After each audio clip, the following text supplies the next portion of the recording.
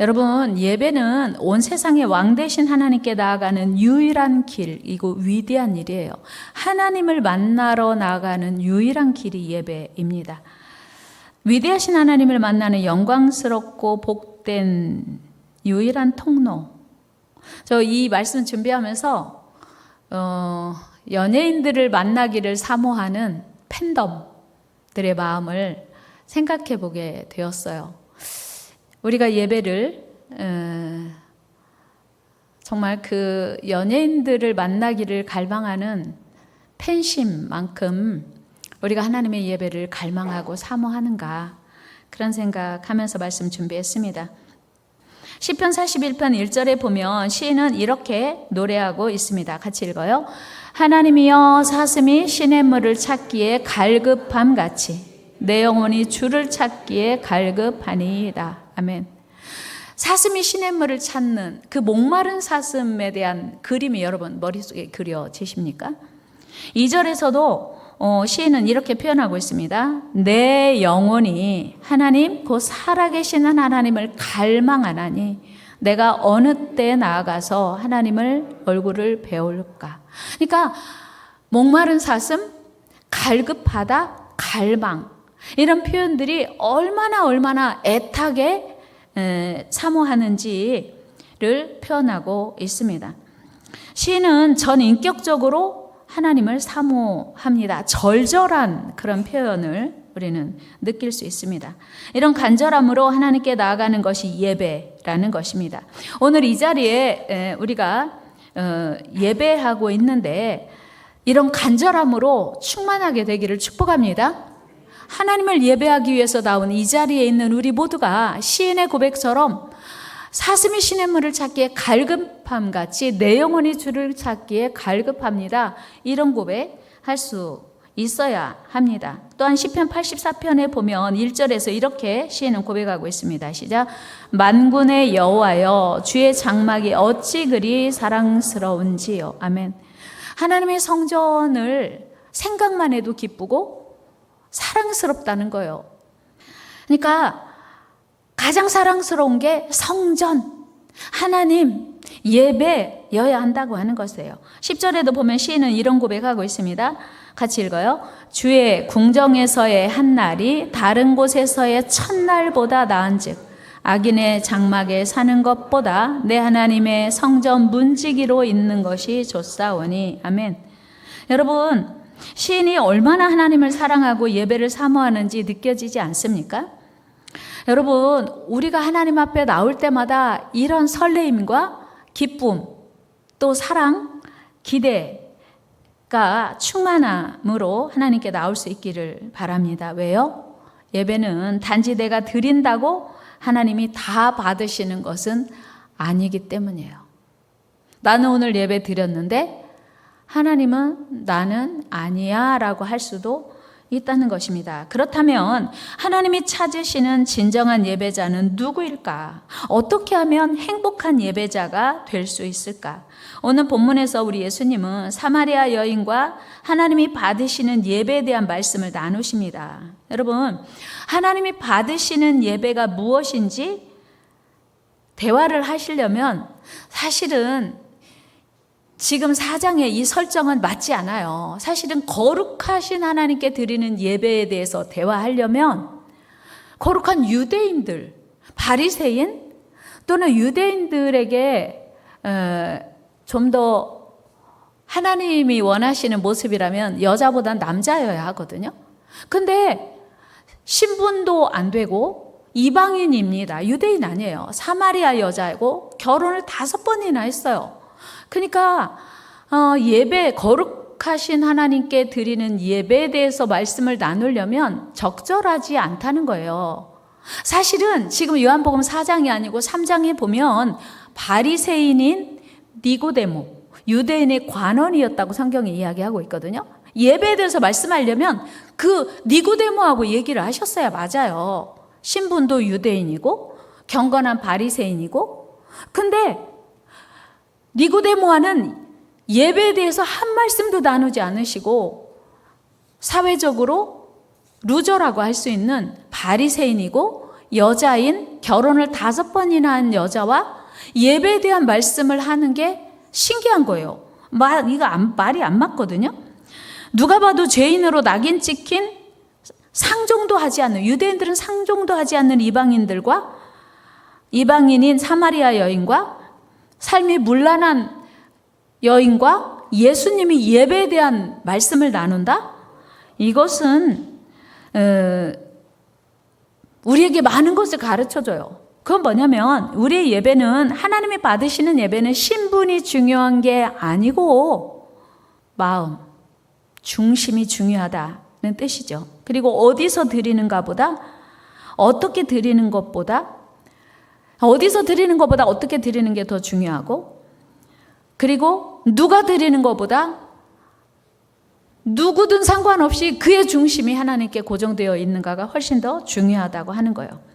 이 여인은 지금 유대인들이 보기에는 비록 초라하고 보잘것없는 이방인이었지만 그의 중심에는 예배에 대한 간절함이 있었어요. 하나님을 갈망하는 사모함이 있었습니다. 이에 우리 예수님은 이 여인의 간절함을 아시고 함께 예배에 대해 말씀하시는 것이었어요. 그렇습니다. 예배는 그 본질이 뭐냐면 어디서 드리는가 아니고 언제 드리고 누가 드리는가가 아니라 어떻게 드리는가가 중요하다는 사실이에요. 하나님의 임재를 간절히 사모하는 마음으로 예배를 드려야 할 줄로 믿습니다. 예배는 영이신 하나님을 만나고 그분과 교제하는 생명의 시간이기 때문이에요. 따라서 우리 예배는 당연히 영과 진리로 드려야 합니다. 오늘 본문 말씀 23절 같이 한번 읽어요. 시작. 아버지께 참되게 예배하는 자들은 영과 진리로 예배할 때가 오나니 곧 이때라 아버지께서는 자기에게 이렇게 예배하는 자들을 찾으시느니라. 아멘. 그러니까 하나님이 찾으시는 예배자는 이 자리에 와서 앉아 있는 거 자체로 오케이. 아니고 하나님이 찾으시는 예배자는 영과 진리로 예배를 드리는 그 사람을 하나님이 기뻐하시고 찾으신다는 거예요. 여러분, 이스라엘 백성들을 출애굽시키신 이유가 무엇입니까? 이 이스라엘 백성들이 430년 동안 애굽에서 종살이 했어요. 그들을 출애굽시키신 이유는 그들이 종살이 하니까 불쌍해서? 아니요. 그들이 430년 동안이나 노예로 사니까 안타까워서? 아니요. 출애굽시키시는 분명한 이유가 있었는데 그게 무엇이었냐면 예배하는 백성, 예배하는 민족 삼으시고 싶으셨던 거예요. 분명히 성경은 말씀하고 있습니다. 출애굽기 3장 18절 말씀 읽어요. 시작. 그들이 네 말을 들으리니 너는 그들의 장로들과 함께 애굽 왕에게 이르기를 히브리 사람의 하나님 여호와께서 우리에게 임하셨은즉 우리가 우리 하나님 여호와께 제사를 드리려 하오니 사흘길쯤 광야로 가도록 허락하소서 하라. 아멘. 여호와께 제사 드린다. 우리가 생각하는 제사 아니고 예배예요. 하나님께 드리는, 하나님이 원하시는 예배를 드리기 위하여 출애굽시키신다는 거예요. 5장 3절도 같은 맥락인데요. 같이 말씀 읽어요. 시작. 그들이 이르되 히브리인의 하나님이 우리에게 나타나셨은즉 우리가 광야로 사흘길쯤 가서 우리 하나님 여호와께 제사를 드리려 하오니 가도록 허락하소서. 여호와께서 전염병이나 칼로 우리를 치실까 두려워하나이다. 아멘. 이스라엘 백성들을 출애굽시키신 이유는 단 하나였어요. 예배하는 민족, 예배하는 백성 삼으시기 원하셨어요. 그렇다면 오늘 저와 여러분들이 예수 그리스도를 통해서 구원받은 이유 뭐예요? 마찬가지예요. 예배하는 삶을 살게 하기 위하여 우리를 택하신 거예요. 우리 구원하신 거예요. 우리가 예뻐서? 아니요. 우리가 불쌍해서? 아닙니다. 하나님, 위대하신 하나님을 예배하기 위해서 우리를 택하신 거예요. 이 하나님이 우리를 구원하신 목적을 분명히 안다면 우리의 예배가 달라질 수 있어요. 우리의 예배가 새로워져야 합니다. 우리의 예배 회복되어야 돼요. 믿습니까? 하나님이 우리를 구원하신 이유는 단 하나예요. 하나님을 예배하는 삶을 살기 위함이었다는 거예요. 사실 하나님께서 모세를 불러서 십계명을 주시고 성막을 주셨어요. 성막을 주신 이유가 뭐죠? 성막은요, 하나님께 나아가는 길을 제시하는 거거든요. 어떻게 죄사함을 받고 어떻게 하나님께 나아가는지를 가르쳐 준 거예요. 여러분, 레위기서 전체가 하나님께 언제 예배해야 되는지, 어떻게 예배해야 되는지를 가르쳐 주신 거예요. 하나님의 목적은 뭐예요? 예배. 하나님이 우리를 구원하신 목적은 예배다. 시작. 그럼요. 그러니까 물론 뭐 이 자리에 드리는 예배만 중요한 건 아니지만 이 자리에서 드리는 예배도 너무 중요한 것임을 우리는 기억해야 합니다. 그런데 이스라엘 백성들이 출애굽하고 시간이 지나면서 예배가 더 이상 기쁨이 아니었어요. 감격이 아니었어요. 습관이었고 형식이었어요. 그래서 하나님은 이사야 선지자를 통해서 그런 예배에 내가 질렸다. 다시는 그 예배 드리지 말라. 너희가 성전 마당만 밟으러 오니 내가 그 예배. 누가 성전 문을 닫았으면 좋겠다고 하나님 이사야 선지자를 통해서 말씀하거든요. 우리 이사야 1장 12절 읽어요. 시작. 너희가 내 앞에 보이러 오니 이것을 누가 너희에게 요구하였느냐. 내 마당만 밟을 뿐이니라. 아멘. 여러분, 예배가, 오늘 우리의 예배가 하나님이 받으시는 예배가 아니라면, 오늘 예배를 통해서 하나님 만난 게 아니라면 마당만 밟은 거고 내가 앉아있는 의자만 덮인 거예요. 그러니까 우리의 예배가 어떤 예배여야 되는지, 하나님이 내가 너희가 가져오는 그 재물에 질렸어. 내게 부담이야. 더 이상 안 와도 돼. 이렇게 말씀하시는 거예요. 하나님이 원하시는 예배를 우리는 놓치고 있는 것은 아닌지 이 시간 점검해 보길 원합니다. 우리의 예배가 의무로 드리고 있는지, 기쁨으로 드리고 있는지. 우리의 예배가 기쁨으로 드리고 있다면, 감사로 드리고 있다면 예배가 능력이 돼요. 예배가 기적이 됩니다. 믿습니까? 여러분, 남유다의 네 번째 왕 여호사밧은요, 모압과 암몬 연합군의 공격을 받아요. 이때 너무 놀라고, 연합군이니까 남유다보다 훨씬 병력이 강한 거예요. 당연히 남유다는 이제 패배할 수밖에 없어요. 여호사밧 왕이 두려워 떨고 있는데 하나님께서 야하시엘 선지자를 통해서 이렇게 말씀하셔요. 한번 같이 읽어요. 시작. 야하시엘이 이르되 온 유다와 예루살렘 주민과 여호사밧 왕이여 들을지어다. 여호와께서 이같이 너희에게 말씀하시기를 너희는 이 큰 무리로 말미암아 두려워하거나 놀라지 말라. 이 전쟁은 너희에게 속한 것이 아니요 하나님께 속한 것이니라. 아멘. 우와, 지금 전쟁이 일어나서 우리는 꼼짝없이 죽었구나 생각하는데 하나님이 선지자를 통해서 이 전쟁은 너희에게 속한 게 아니고 하나님께 속한 거래요. 힘을 얻었어요. 여호사밧 왕이 한 게 뭔지 아세요? 지금 연합군에 맞서 싸워 나가야 돼요. 그런데 전쟁터 맨 앞에 성가대를 조직해서 가운을 입고 성가대 예복을 입고 군사보다 먼저 하나님을 예배하고 있는 거예요. 적군들이 볼 때 이런 생각 들었을 거예요. 야, 여호사밧 왕이 지금 우리가 갑자기 공격해 오니까 제정신이 아닌가? 왜 성가대가 가운을 입고 노래하는 거예요? 지금 전쟁 놀이하는 중인가? 이렇게 생각했을 거예요. 그런데 놀랍게도 그 찬양이 시작되는 순간에 하나님이 역사하시니까, 연합군이니까 여러 나라가 연합을 했으니까 자기들끼리 서로 치고 찌르고 자기들끼리 전쟁을 하는 거예요. 말씀 우리 같이 한번 읽어봅시다. 22절, 23절, 21절. 역대하 20장 21절 시작. 그 노래와 찬송이 시작될 때 여호와께서 복병을 두어 유다를 치러 온 암몬 자손과 모압과 세일산 주민들을 치게 하심으로 그들이 패하였으니 곧 암몬과 모압 자손이 일어나 세일산 주민들을 쳐서 진멸하고 세일 주민들을 멸한 후에는 그들이 서로 쳐 죽였더라. 할렐루야. 이 예배의 능력이에요.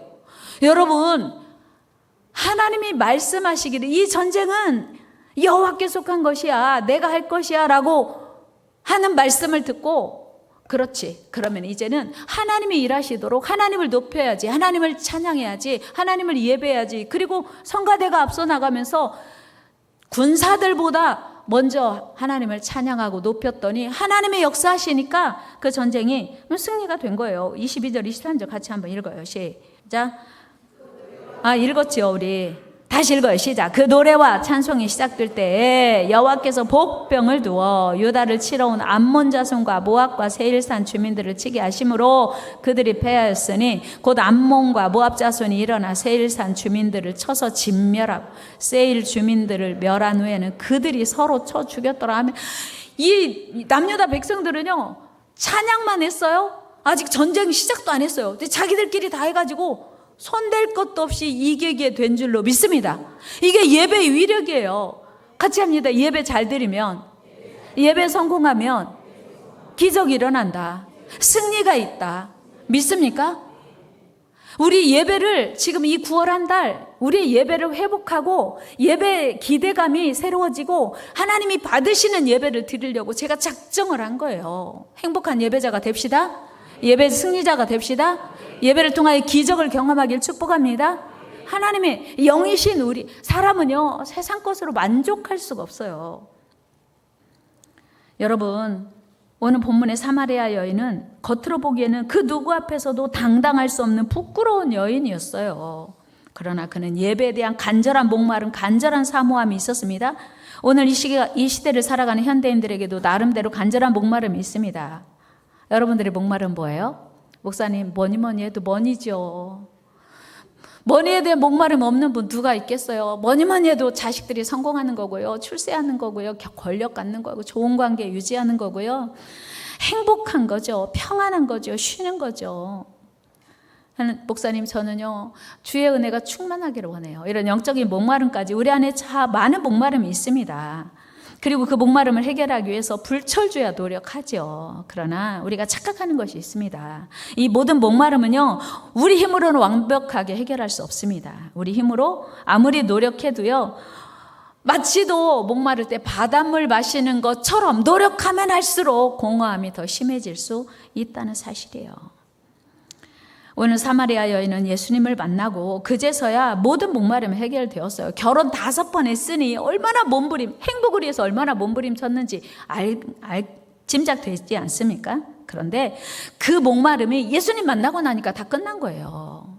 예수님 만나니까 다 해결된 거예요. 그 여인이요, 부끄러워서 한낮에 다른 사람 다 쉬고 있는 한낮에 물길로 왔던 여인이 얼마나 기쁘고 행복했던지 예수님 만나니까 물동이를 내 동댕이 치고 마을에 들어가서 예수님을 전하게 된 거예요. 요한복음 4장 28절 29절 읽어요. 시작. 여자가 물동이를 버려두고 동네로 들어가서 사람들에게 이르되 내가 행한 모든 일을 내게 말한 사람들을 와서 보라. 얘는 그리스도가 아니냐 하니. 아멘. 물동이를 내팽개치고 예수 그리스도를 전한 거예요. 사람들이 속으로 저 여자 5번 결혼한 사람인데, 저 여자 사마리아 사람인데, 이렇게 아마 속으로 했을지 모르겠어요. 근데 지금 저 여자가 말하는 게 누구야? 예수 그리스도라고? 지금 이 상황이 이해되지 않아서 많은 사람들이 어안이 벙벙했을 수 있습니다. 그러나 생수의 근원 되신 예수님 만나니까 더 이상 부끄러울 것도 없고, 더 이상 다른 사람들이 중요하지 않게 되었던 거예요. 여러분, 자동차가 아무리 비싼 차라고 해도 요즘 저희 교회 앞에 테슬라가 많이 계속 주차되어 있더라고요. 전원, 그러니까 그 주 원료가 공급되지 않으면요, 자동차 무용지물입니다. 오늘 산통 아파트 전기 끊기고 물이 끊기니까 냉장고도 안 되고 드라이기도 안 되고 물도 안 나오고 아무것도 할 수 없어요. 올스톱이에요. 여러분, 전기가 공급되지 않는 거 상상이나 해보셨나요? 당연한 거죠. 근데 당연한 일 아니에요. 여러분, 우리의 영혼이 하나님과 연결이 끊기면 우리는 죽은 거예요. 에스겔 골짜기의 마른 뼈들처럼 하나님의 영이 우리와 하나님의 영이 연결되지 않으면 우리는 마른 뼈에 지나지 않습니다. 이걸 기억하고 사셔야 돼요. 그래서 하나님과 연결되기를 그렇게 갈망하고 사모하셔야 돼요. 그 시간이 예배 시간이잖아요. 하나님과 연결되는 시간, 플러그인. 그 전원이 지금 플러그 안에 다 들어와 있어요. 우리와 연결할 때 그때 이제 전기 공급 받는 거거든요. 여러분, 하나님과 연결되시기를 사모하는 예배 되기를 축복합니다. 하나님이 찾으시는 예배자, 행복한 예배자가 구원받은, 예수 그리스도의 은혜로 구원받은 저와 여러분들, 예배는 의무가 아니에요. 여러분, 예배가 의무감만으로 드린다면, 그냥 형식적으로 드린다면 그 예배는 100번을 드려도 1000번을 드려도 기쁨도 없고 변화도 없고 감동도 없을 것이기 때문이에요. 여러분, 예배를 사모하는 은혜 있기를 축복합니다. 예배는요, 우리끼리 모였다 흩어졌다고 예배 드린 거 아닙니다. 하나님의 임재가 오늘 우리 안에 있어야 예배 드린 거예요. 살아계신 하나님을 만나는 시간이 예배 시간인 줄로 믿습니다. 그래서 매 예배 시간마다 기대와 사모함으로 나아가야 돼요. 그럴 때 우리 하나님이 우리를 만나주시고 기쁨도 감격도 능력도 기적도 주실 것입니다. 당연히 우리 예배는 주님이 말씀하신 것처럼 영과 진리로 드려야 된다 말씀하시고요. 오늘 영이란 성령, 하나님의 영을 의미합니다. 성령 안에서 중심으로 드리는 예배, 전인격적으로 드리는 예배를 의미합니다. 로마서 8장 9절 9월 암송 말씀인데 같이 읽어봅니다. 만일 너희 속에 하나님의 영이 거하시면 너희가 육신에 있지 아니하고 영에 있나니 누구든지 그리스도의 영이 없으면 그리스도의 사람이 아니라. 아멘. 여러분, 교회 오래 다녔다고 해서 직분이 있다고 해서 그리스도의 사람이 아니고 그리스도의 영이 없으면 그리스도 사람 아니래요. 사도 바울의 말씀이잖아요. 우리 모두 그리스도의 영으로 충만한 성도, 영과 진리로 드리는 우리의 예배 되기를 축복합니다. 제가 오늘 일부 예배 드리다가 생각났어요. 옛날에는요, 찬양팀들이요, 찬양 연습보다 기도 시간이 훨씬 길었어요. 찬양 연습 10분, 20분, 30분 하면요, 그 찬양팀이 모여서 30분 이상 1시간씩 기도했어요. 예전에는요, 아동부 교사들이 예배하기 전에, 어린이들 만나기 전에 1시간씩 기도했어요. 지금은요, 성가대도 마찬가지고 반주자가요, 춤을 추며 반주했던 기억이 있어요. 근데 지금은 연습이 더 중요하고 연습도 길게 하지도 않아요. 왜? 원래 잘하니까. 이 얼마나, 그러니까 하나님께 드리는 예배에 대한 그 부담, 예배에 대한 소중함을 놓친 거구나. 제가 그래서 오늘 오후 찬양 인도 누가 하냐 했더니 오늘 청년부가 찬양 인도 하는데 30분 예배, 팀이 다 30분 예배 전에 기도 30분 하고 찬양하라. 찬양 준비하는 것보다 훨씬, 왜요? 그 예배가 그 찬양을 통해서 하나님을 만나야 되기 때문이에요. 근데 그거 우리 놓치고 있었더라고요. 여러분, 시편 84편 10절 말씀에서 시인은 이렇게 고백합니다. 같이 읽어요. 시작. 악인의 장막에 사는 것보다 내 하나님의 성전에 문지기로 있는 것이 좋사오니. 얼마나 하나님을 사모하는지. 예전에 그런 얘기 있잖아요. 마누라가 예쁘면 처갓집 말뚝 보고도 인사한다고. 하나님의 성전이 너무 그리워서, 예배가 너무 그리우니까 그냥 성전은 문지기로 있는 것이 행복하고 기쁘다는 거예요. 얼마나 하나님을 사랑하는지 느껴지지 않습니까? 그러니까 진짜 그 연예인들을 사모하는 팬덤하고는 진짜 비교할 수 없는 하나님의 사랑과 하나님의 능력이 인생을 바꾸는. 근데 우리는 연예인들을 사모하는 팬심보다 훨씬 더 하나님을 하찮게 여기고 예배를 소홀히 여겨왔더라는 사실을 우리는 기억해야 합니다. 할렐루야. 하나님 한 분이면 충분합니다. 이 고백이 있어야 돼요. 한번 해볼까요? 하나님 한 분이면 충분합니다. 목소리가 좀 힘이 없네요. 목사님, 하나님도 필요하지만 필요한 것도 많습니다. 그런 느낌인데요. 제가 잘못 들었나요? 그렇습니다. 행복한 예배자는 환경이 아닙니다. 우리 하나님 한 분으로 충분하고 만족하는 사람입니다. 행복한 예배자란 그 하나님을 바라보며 그분만으로 기뻐하는 삶. 당연히 하나님께 예배하는 그 시간을 통해서 내가 충전되고 살아나는 시간. 예배가 지루한 것이 아니고 따분한 것이 아니고 하나님을 만날 기대로 충만해야 돼요. 그런데 기대가 없으니까 하나님 만날 수 없고 내 영혼이 힘을 얻지 못합니다. 말씀 마무리합니다. 여러분, 행복한 예배자의 조건은 준비된 마음, 기대하는 마음이에요. 하나님을 사모하고 기대할 수 있기를 바랍니다. 예배가 의무가 아니고 책임이 아니라 기쁨이 되어야 돼요. 우리 모두 하나님이 찾으시는 영과 진리로 드리는 거룩한 예배자, 하나님 때문에 행복한 예배자 되어드릴 수 있기를 주의 이름으로 축복합니다.